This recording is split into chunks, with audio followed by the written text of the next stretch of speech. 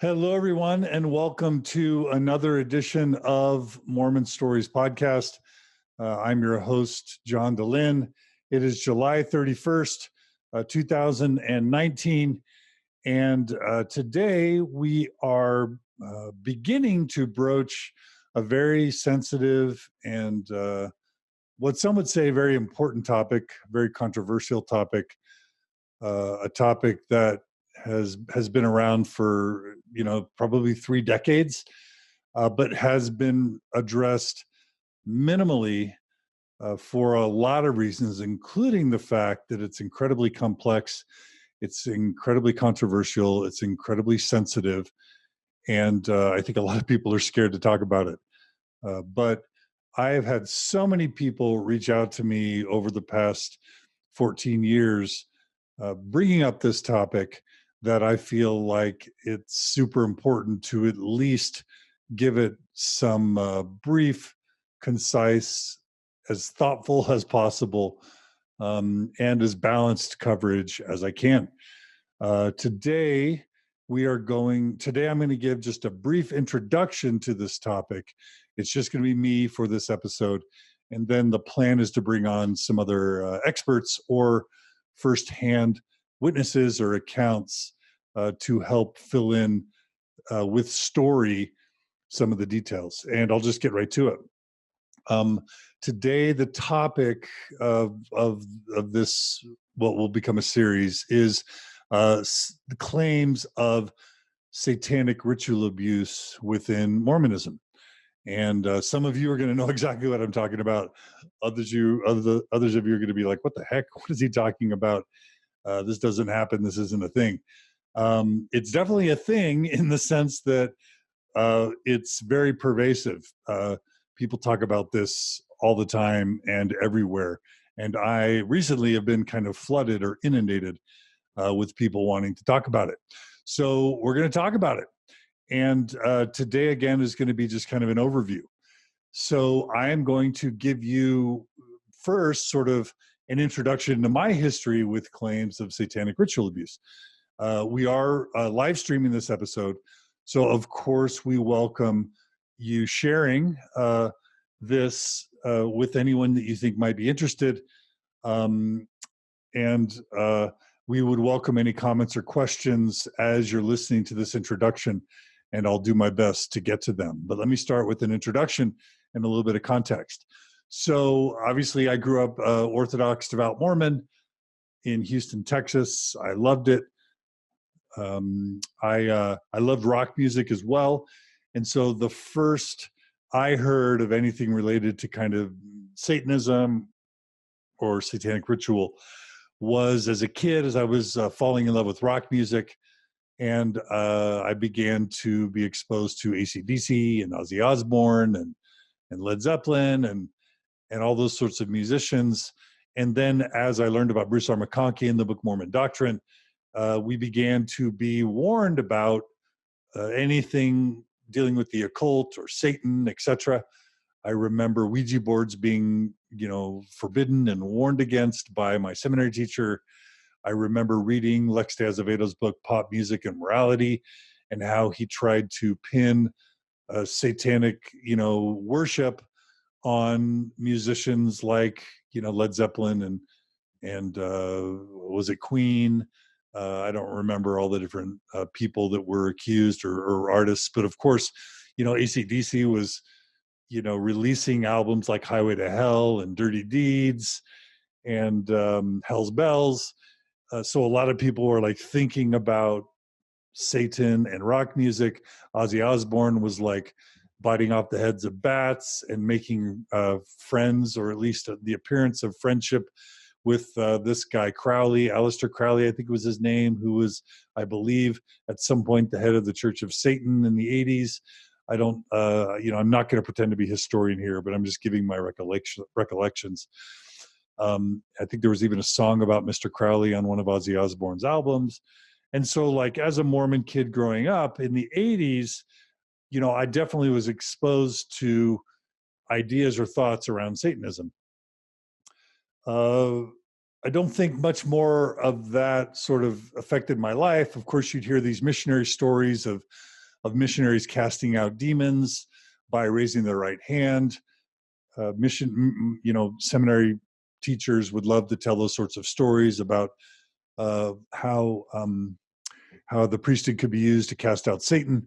And of course, the temple ceremony, it turns out, definitely reinforced that idea. Of course, the Mormon scripture talks extensively about Satan and Lucifer and spirits and evil spirits. The whole teaching around a third of the host of heaven were kicked out of Heavenly Father's plan and were left as spirits to roam the earth. And so you'd grow up as a Mormon boy thinking about satanic spirits, and if you were tempted to do evil, it was because Satan or his angels were tempting you. That was all kind of in my mindset. I remember the movie. The Exorcist, where a girl gets possessed by demons and a Catholic priest tries to exorcise the demons from the girl. I remember some of the first horror movies I saw were the Omen series, the Omen 1, 2, and 3, where this boy, Damien, gets, possessed by Satan and becomes Lucifer incarnate, if I remember correctly, and he began tormenting people. So this was kind of my upbringing in Mormonism in the 80s. I don't remember, I do remember on my mission sometimes in Latin America, some of our investigators claiming to have been possessed by spirits. Again, there was a Catholic kind of tradition of exorcism and possession. And so it wasn't uncommon in Guatemala to have some kid who's either mentally ill or hysterical or whatever, either claim or have family members claim that they were possessed by evil spirits. We may have even tried to exorcise an evil spirit out of someone at some point in my mission. I'm fuzzy on that, but there are definitely stories like that abounding in our mission. And of course, I've heard a lot of, missionaries in Brazil or in the Caribbean, Jamaica, wherever, where there were stories of like voodoo and witchcraft and demonic possession. So that all affected me, of course, on my mission and into my BYU years. But then I don't think I remember hearing a lot about satanic ritual abuse until I was living in Seattle and working for Microsoft, as I recall. And Martha Beck's book came out, and the book was called "Leaving the Saints." And for those of you who don't know, Martha Beck is Hugh Nibley's daughter. She went on to write magazine articles for Oprah, write some books, become kind of a guru. But when she came out with her book, Leaving the Saints, and we read this book while we were living in Seattle, she made these claims that her dad, famous Mormon scholar and apologist Hugh Nibley, she made the claim that he abused her sexually, and that, she made it sound like there was some ritualistic Egyptian kind of weird rituals integrated into his sexual abuse. Now, that's my memory. We're going to be talking about how fallible memory is. And so I invite you guys to correct me on any of the facts that I get wrong here. I am not going to be able to dedicate enough time to this to be perfect at how I talk about it. But I'm just giving you my memories. And so when Martha Beck came out with that book, accusing Hugh Nibley of sexual abuse, it became very controversial because obviously very quick the church was quick to condemn any chance that Hugh Nibley would have been involved in any type of sexual abuse, because obviously he was one of the church's lead apologists for decades. I remember my friend Boyd Peterson, who is the son-in-law of Hugh Nibley. He was married at the time, I think, to Zina Nibley, if I've got it correctly. Boyd came out with a biography defending Hugh Nibley. A lot of the Nibley family denounced Martha Beck's memories of this abuse, and Martha's story became interwoven with some phenomenons like recovered memory, hypnosis, and just to touch on that super briefly, as I understand Martha Beck, when she found a therapist who was helping her work through whatever issues she was working with, there was the use of hypnosis techniques to bring her back into her childhood and to recover memories that I don't even think, claimed to have had up through adulthood. And this dovetailed or intersected with a much larger phenomenon throughout the United States in the 80s and 90s, where people would grow up having never had any memory or recollection at all of any sexual abuse, but then therapists would use techniques of doing either hypnotic techniques or other sorts of techniques where you brought the client in their mind to visualize their childhood.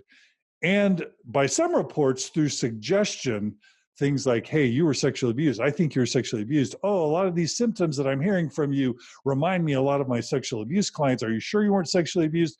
Sometimes people disassociate or block out those dark memories. Let's go back and see if we can recover those memories. And then that's how a lot of these memories end up, a lot of these claims end up coming out of this technique of recovered memory through, clinical social workers or marriage and family therapists or whatever, hypnotists, etc. So Martha Beck's claims were interwoven with a broader, not only sort of hysteria in the 80s and 90s around satanic ritual abuse, but also in this hysteria / movement of using recovered memory techniques, an emphasis on dissociative identity disorder or multiple personalities, all of that. And there were some child care scandals, which we'll talk about in daycares and other types of scandals.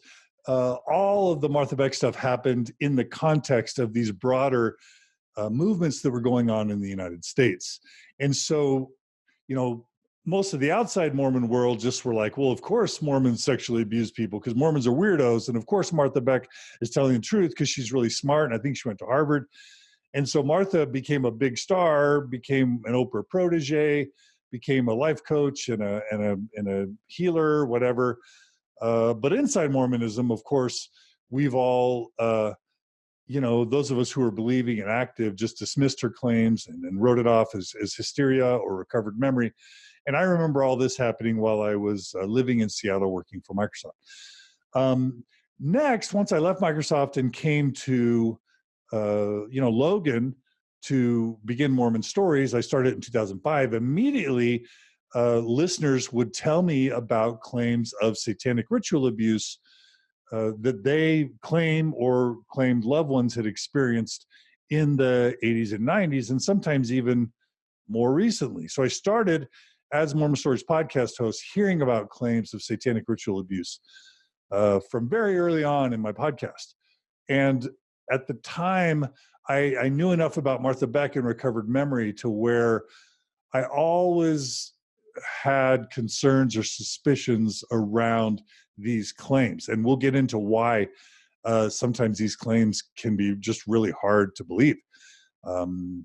So over time, then it wasn't just like listeners reaching out to me.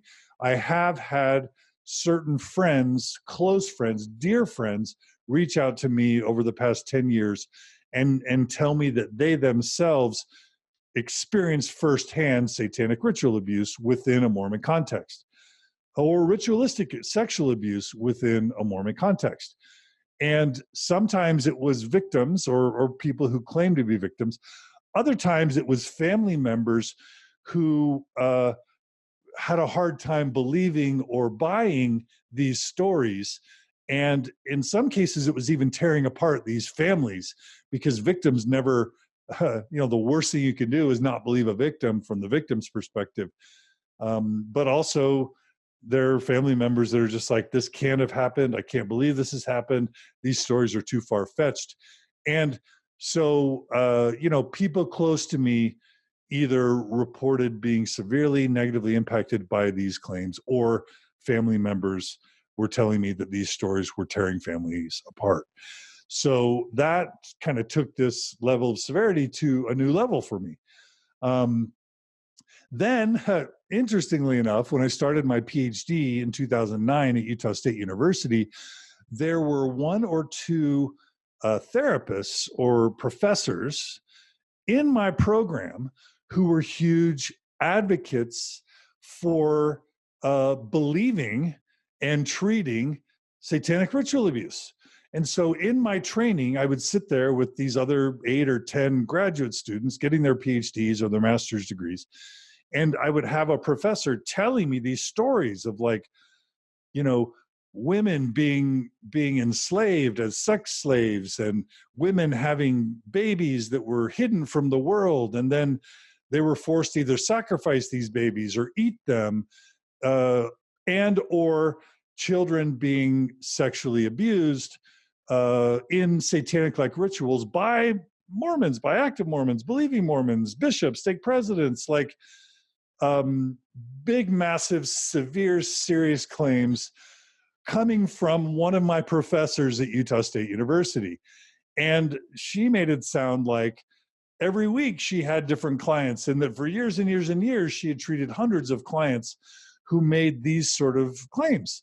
And so as a, as a trainee, it's like really mind-boggling. Then when I was doing some clinical training with this one professor in particular, they started modeling for me some of these techniques of going back into people's childhood, having them envision their childhood, and then inquiring about sexual abuse and who's around, and are there any ominous figures that you can remember.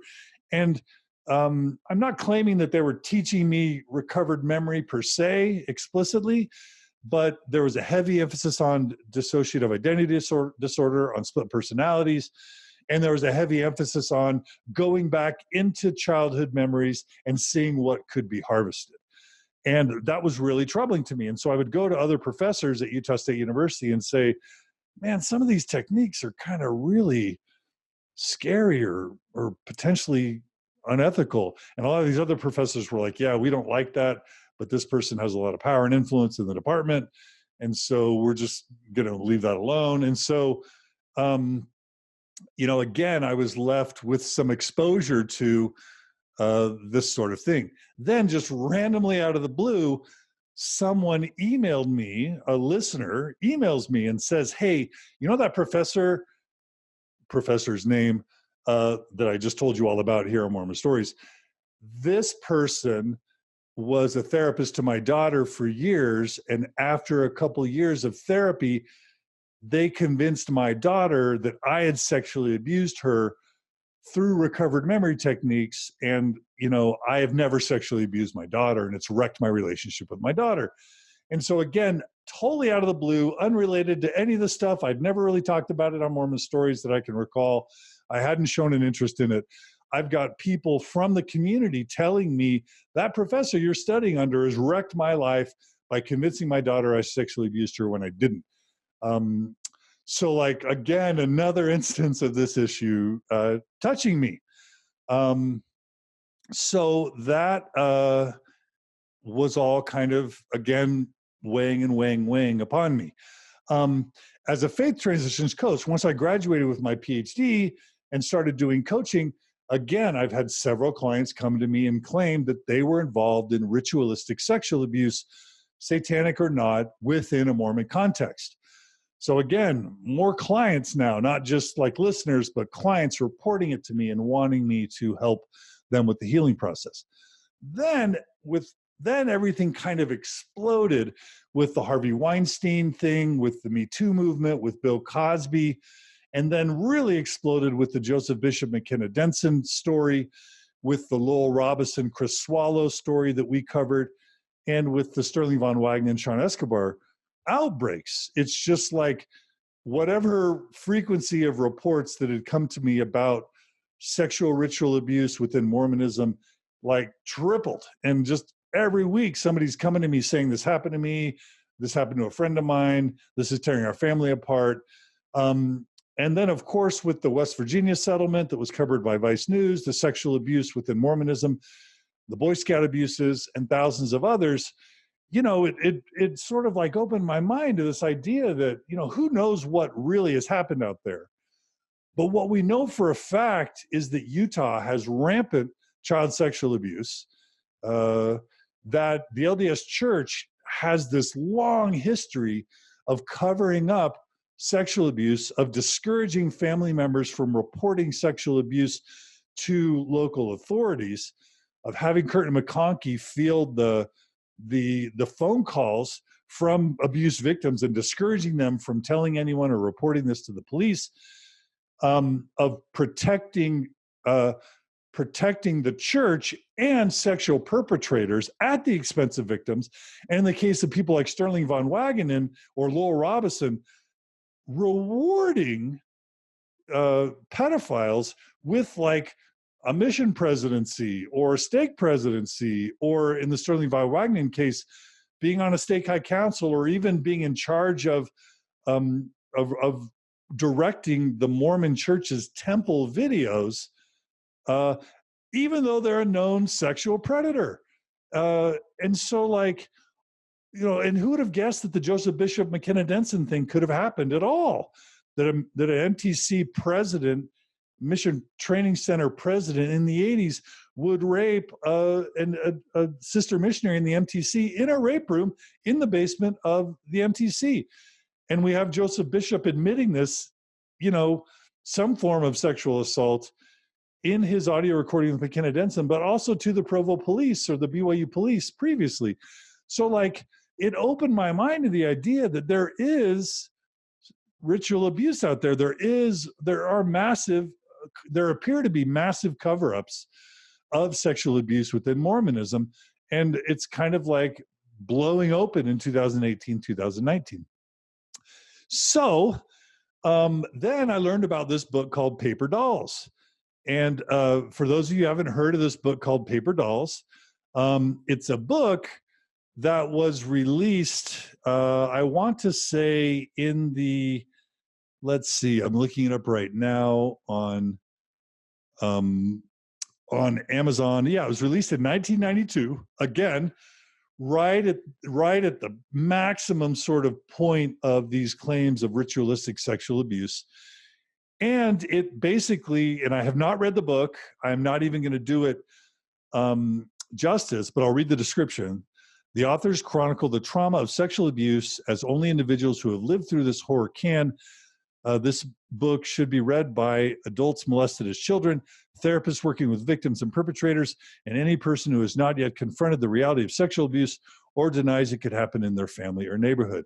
And basically, this book goes on to talk about how they were the victims, and all the names are changed, but it basically tells the report of how in Salt Lake City, in, I don't know if it's Bountiful, North Salt Lake, or if it's the Avenues, but sort of along the East Bench Mormon corridor in the heart of Salt Lake City writ large, within actually entrenched elite Mormon families of wealth, of means, that ritualistic sexual abuse was happening.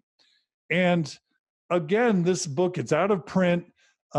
It's horrendous, the things that you read there.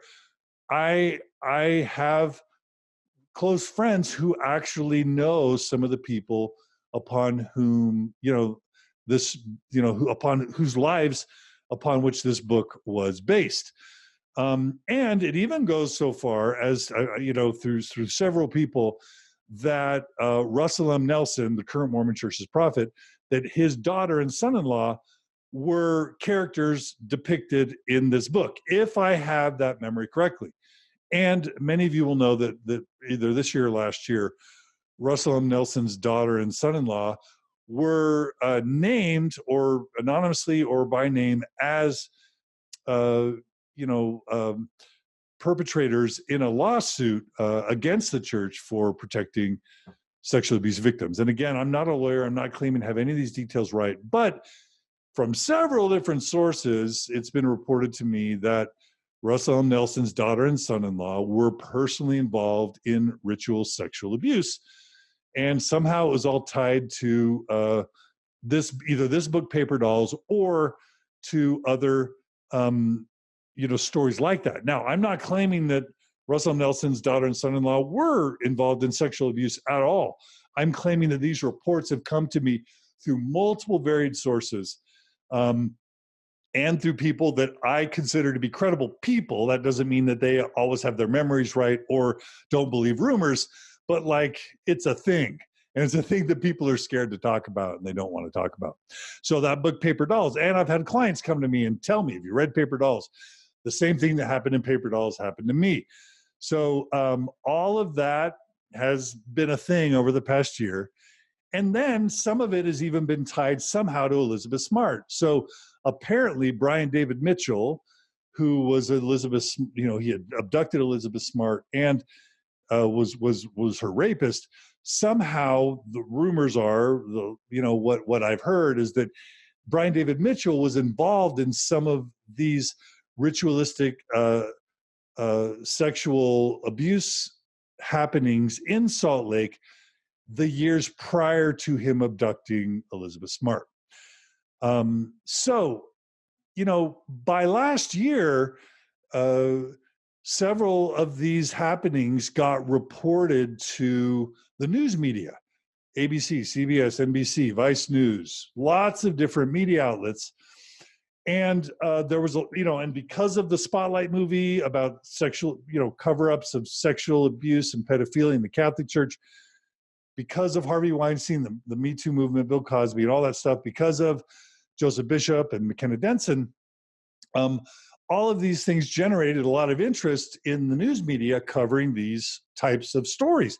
So many reporters, it seems, showed interest, even came to Utah, even conducted a ton of interviews.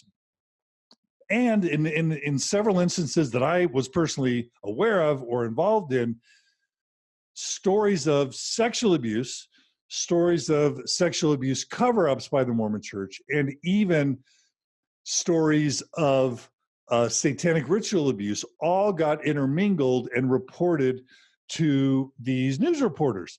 And that became significant to me because a lot of these reporters didn't know what to make. On the one hand, a lot of these reporters could definitely believe and want to investigate the possibility that the Mormon Church would cover up sexual abuse scandals with ecclesiastical leaders.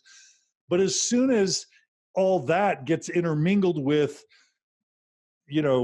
women being held as sex slaves and babies being born, and then the babies are being sacrificed and their hearts are being torn out and eaten, and just these really extreme stories around abducting of babies, killing of babies, eating of hearts of babies, journalists get overwhelmed, and it starts to sound crazy, a lot of these claims. And that's difficult because then, there's always the risk of whatever legitimate claims there are that are out there. If they're intermingled with these other claims, there's always the risk that legitimate claims of abuse are completely ignored because they become associated with some of these other claims that are viewed of as completely crazy and scary. And so I was like, and to be honest, Vice News did do a story on the West Virginia stuff. Nightline recently came out with its story on the West Virginia stuff. There probably are other stories in the works, and we know that Kurt McConkie tried to shut down a lot of those stories. What didn't happen is sort of this spotlight movement within Mormonism, and hasn't happened yet, where a huge avalanche of news stories and pressure and investigative reporting all come down and pin the church for covering up really heinous stuff. And I'm not even saying that should happen, and that's not even my goal. And I'll get to that in a second. But what I know is that all sort of happened, and I was somehow involved in a lot of that. So what I want to do is I want to begin this series, if we end up having one, I think we will, by talking about the Pace Memo, because I think the Pace Memo is the best way to sort of introduce this issue as it relates to Mormonism. And then we plan on going back and talking about some other things. But the Pace Memo is a memo that was that was released by Bishop Glenn L. Pace, who was a member, as I understand it, of the presiding bishopric. And he wrote this memo July 19th, 1999, to the, ironically, Strengthening Church Members Committee. And so I'll paste a link to the Pace Memo in the live Facebook feed for those who want to check it out. But I'm going to be reading from the memo. And I want to be clear, there are real risks that I'm going to talk about as we talk about satanic ritual abuse in Mormonism. And the primary risk that I see, I mean, there's a lot of risks. In fact, I'm just going to talk about the risks. I'll talk about the two sides of the difficulty of this issue. So what do we know for sure? So before we read the Pace Memo, here's some factors that I want to get out on the table. On the side of victims or people who claim to be victims, right? We know that the Mormon Church has, and Christianity at large and Islam, has teachings about Satan and evil, whether that's in the Bible, interpretations of the Bible, whether that's in the Doctrine and Covenants, where it talks about casting out evil spirits, whether it's in Mormon folklore, whether it's in the Book of Mormon, where it talks about Gadianton robbers and secret combinations and evil spirits, whether it's in Mormon doctrine and Mormon folklore. We know it's in the temple ceremony, especially the old versions of the temple ceremony, where Satan's literally appearing, talking about his influence, talking about the hosts of heaven that are supporting him. I mean, this is core Mormon theology, that Satan and his spirits can tempt and influence people. So like, that's a thing. And then of course, Bruce R. McConkie's condemning, Ouija boards and the occult and all that stuff. And again, we've got all the stories of missionaries casting out, demons. So like, we know teachings about Satan and evil are all throughout Mormonism, right? And of course, this was emphasized a lot more in the 80s and 90s than it is in 2019. But it hasn't been, stricken from Mormon doctrine, right? So it's there. We know that's a fact, right? We know that abuse and even ritual abuse exist within Mormonism. Like, Utah, as I understand it, is one of the leaders in the nation in child sexual abuse. Thousands and thousands of reports of sexual abuse and cover-ups within Mormonism. You just can't turn over a stone without seeing it. We know that there's sex trafficking, in and out of Mormonism. We know that there's child pornography in and out of Mormonism. Again, we've got the Paper Dolls book, and Jonathan Streeter, highlighted a very clear example of actual ritual sexual abuse. We have Warren Jeffs, like recordings of him in the temple with other women standing around, mixing temple ceremonies with his sexual abuse of young girls. And who knows if boys were involved. So we know that there's ritual sexual abuse that has happened in Utah and within a Mormon context, not to mention all the other reports, etc. We have the Me Too movement, which is real. We know that women and children and men have been sexually abused for decades and centuries and millennia. And that it's been, people have been scared to talk about it. Power structures have protected perpetrators. We know that's real. We know about Harvey Weinstein and Bill Cosby and all the other perpetrators who did horrific things to victims and were protected. Again, we know about all the Joseph Bishop, Lowell Robinson, Sterling von Wagner stuff. We know that the church has a massive history of covering up abuses and protecting abusers at the expense of abused. We know that cover-ups are real. We know that people are genuinely afraid. We know that victims are vulnerable. And what I've learned about rape is this movement of start by believing, which is we know that the vast majority of rapes go unreported.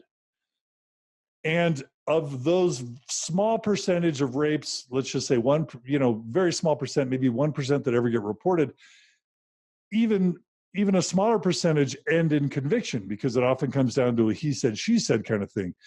And one of the most disgusting things I've ever heard is when we did a series on Mormon stories on rape, And one of the experts basically said, if you want to commit a crime, the best crime you can commit is rape, because the likelihood that you're going to get convicted is so incredibly low. And of course, the last thing any victim of sexual abuse needs to hear are, we don't believe you, or you're at fault, or somehow you're complicit. Like, that's heinous and egregious. And so the Start by Believing movement, which I know a little bit about, is basically saying whenever claims of, false claims of sexual abuse are so rare that you should always start by believing, gather, provide as much support and love and care, get victims, people who claim to be victims, all the support they need, and then gather evidence sort of as a next step, because, but start by believing. So that's all a bunch of arguments on the side of like, hey, we need to look into this stuff, right? But then there's a bunch of concerns about looking into this stuff. It begins with sort of this idea that memory can be super fallible or sketchy. Check out the Free Brian Williams episode on the Malcolm Gladwell podcast. Learn about the Salem witch trials. There is a long history within the human experience of social panics and hysteria. Conspiracy theorists exist, and they often perpetrate crazy stories, whether it's, again, the Trilateral Commission, the New World Order, the Masonic takeover of the world, or the Illuminati, or, New World Order. There's all that John Bircher stuff. There's the Salem witch trials. There was the Communist Red Scare and the McCarthy hearings in the 50s with communists and politicians and entertainers. Again, these Satan scares that happened all through the 80s and 90s, totally separate from Mormonism, but it included Mormonism. And then finally, and there are other issues as well, including, some daycare scandals that we'll be talking about as we talk about all this stuff. So there is such a thing as false and damaging conspiracy theories that at best distract and, take people away from more important things, and at worst can literally wreck lives in many ways. So that's a reality. And I've seen conspiracies become their own religions. We know that if you go and read anything about dissociative identity disorder or multiple personalities disorder, it's highly controversial and fraught within the psychology, mental health community. Hypnosis techniques are highly suspect, and the recovered memory, concerns are real, and they're real outside of Mormonism, and they're real within the field of mental health. That's not made up, that those things are deeply problematic. We have the whole false memory scandals that we'll be talking about. And we know that false accusations can destroy lives. Several people that were accused of satanic ritual abuse, of leading daycares, and then children were interviewed in ways that led children to accuse leaders of daycares of horrible things. We now know of people that were put in prison or lives destroyed or reputations ruined over false accusations related to sexual abuse, ritual sexual abuse, or satanic ritual abuse. And the last thing we would ever want to do on Mormon Stories is destroy lives through false accusations.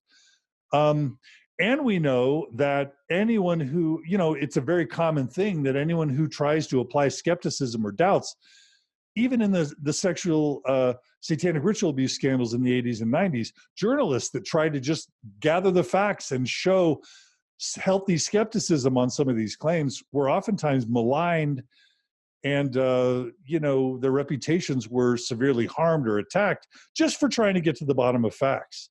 So what we're not trying to do in this series is give a comprehensive review of satanic ritual abuse within Mormonism. We're certainly not trying to spread more hysteria. I think there are a lot of reasons to bring a lot of skepticism to claims of satanic ritual abuse within Mormonism. We're also not trying to deny anyone's personal individual claim or tell some victim that their abuse didn't happen. That would be horrific, right? We're not trying to determine what did or didn't happen in history. We can't do that. We're not trying to take any side of the issue. We're not trying to convince you to take any side of the issue. We're not trying to defend or protect the church. We're not trying to harm or destroy the church. We're not trying to defend or say that every satanic ritual abuse claim that's ever happened is true. But we're also not trying to deny or invalidate any claims of truth. What we're trying to do with this series is the following. We want to bring this important issue out of darkness into the sunlight, because we believe on Mormon stories that sunlight is the best disinfectant. We're trying to look at this objectively from as many sides, credible sides as possible. We want to bring in some experts to talk about this stuff. We want to at least bring on a few people, either as therapists or, victims of recovered memory, or people who claim to be victims of satanic ritual abuse. We want to bring them on, and we want to help everyone learn all they can about the complexities of this situation. And most importantly, I had a dear friend whose name I don't have permission to mention, who spent a lot of time counseling people who claim to be satanic ritual abuse victims. She, as I remember what she told me, she claimed that whether or not these people who claim to be victims of satanic ritual abuse, whether or not those events actually happened, and this person believes that some did, and sometimes these events really did happen, and other times they weren't legitimate claims. Regardless, these people who are either victims or claim to be victims need help and support. And that's a fact. And so we have a goal with this series, if there's any way to do that, to help promote healing and growth for anyone who's ever claimed to be a victim of abuse, sexual abuse, ritualistic sexual abuse, or satanic ritual abuse within a Mormon context. And if there's anything we can do to facilitate healing for people who claim to be either victims of sexual abuse and their family members, in other words, families torn apart by these claims, we would love to help heal broken families. And finally, if there is any need for justice for past actions, if there are perpetrators out there who have genuinely hurt victims, or if it's still going on, it needs to stop and people need to be brought to justice. So if that can be an outcome of this, great. But everything that we do has to be based on evidence, and it has to be based on the law, I think, because I think that's the only really safe way to adjudicate this stuff to any outcome that's satisfactory. And then finally, I want to put out a call for people who want to share stories or give perspective or speak as an expert to these issues, because the more we have experts, the better things are. So I am going to pause because I don't want to just jump into the Pace Memo right now. It looks like we've been going about 45 minutes, and what I'm going to do is stop and read some of the comments from our listeners, see what people have been saying, and see if there's anything I am able to address. So David writes, in Argentina in the mid-70s, oh crap, that comment just disappeared.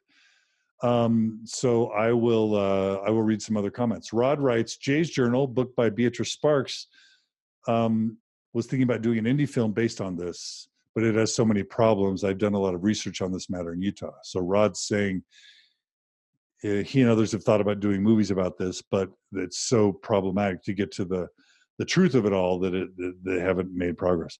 Leslie writes, I think recovered memories can be problematic, but if we can understand them as more of a reframing of memories and coming to a new understanding of current memories a survivor already has, that is more helpful in seeing how ritual abuse has taken place.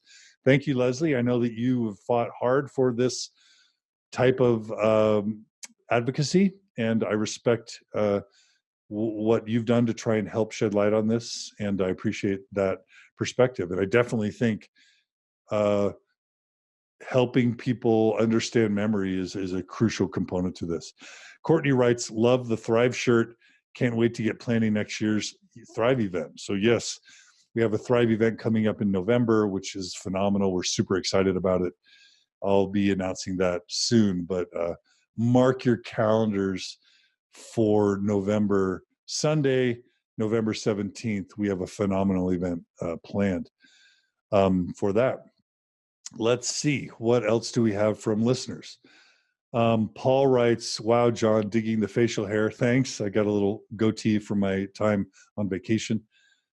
Let's see. Leslie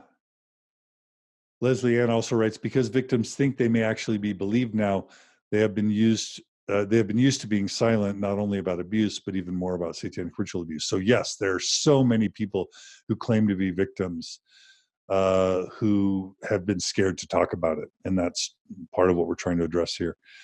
Leslie writes, I've spoken with an FBI investigator who specializes in human trafficking, who said he deals with ritual abuse cases daily. So yes, it is happening.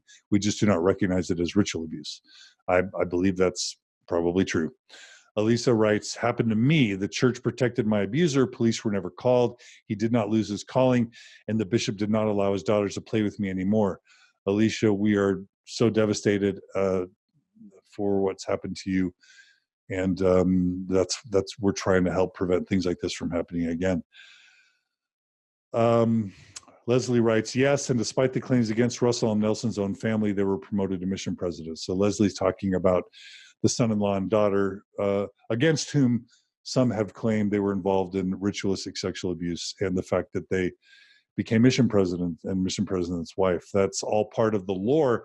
We have no idea if there's any truth to that. And I'm not trying to say that there is truth, only that it's rampant, that's what people are saying. And if it's not true, it's heinous that people are making those false accusations. If it is true, it's heinous that those things were covered up. I'd love to get to the bottom of that. Eric writes, wow, I've never heard of this, crazy and scary. Yes, it's crazy and scary, but it's also a thing. Eric writes, Hugh Nibley wrote a book about the Egyptian religion and how it's equated to the endowment. So I can see how HN could have done the abuse. Hugh Nibley could have done the abuse with Egyptian religion stuff. The dude is completely nuts. Well, that's Eric's opinion, but it's an incredibly severe thing to accuse anyone of sexual abuse. And so I would not want to have just believed that Hugh Nibley sexually abused Martha Beck without evidence, credible evidence. So, I don't know if we could ever get to the bottom of that. Brent writes, does anyone remember the national news coverage of Lehi, the town of torment back in the 80s? No, but I hope to learn about that. Lots of comments about my beard.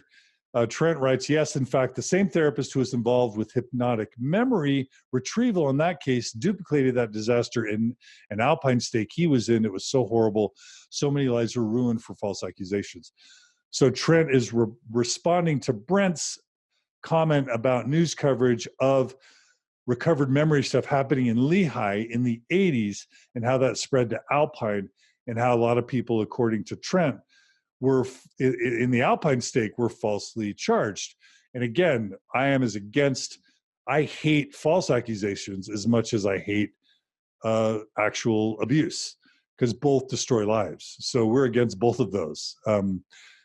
Leslie writes, there's also the possibility that they were made to think they happened, like they were sewn into a dead corpse or birthed a baby when they were just a child, but did not actually happen. But in a child's mind, it was very real to them. Thanks again, Leslie, for all your sharing.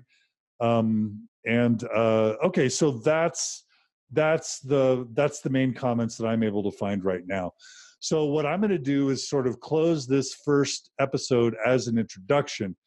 And then what I'm going to do for part 2 is I'm going to dig into the actual Glenn Pace memo, which is a, 20, 30-page memo that Glenn Pace wrote for the Strengthening of the Members Committee. I think it's a 12-page memo that summarized an investigation that he himself conducted into satanic ritual abuse in the late 80s and early 90s. So we're going to read that, we're going to discuss it, and then we are going to bring on several experts, whatever experts I can find, not just within Mormonism, but in the broader context, to talk to us about psychology, about memory, about social panics, about the satanic ritual abuse across the United States that happened completely oblivious to Mormonism. And then I have at least one person who I'm going to be bringing on who can, as a firsthand witness, testify to the use of hypnotics and recovered memory on them, where they feel like they were manipulated into recovering false memories around sexual abuse that they say never happened to them. So they will be endorsing the awful techniques of manipulative recovered memory used by church-sponsored mental health therapists in the 80s and 90s.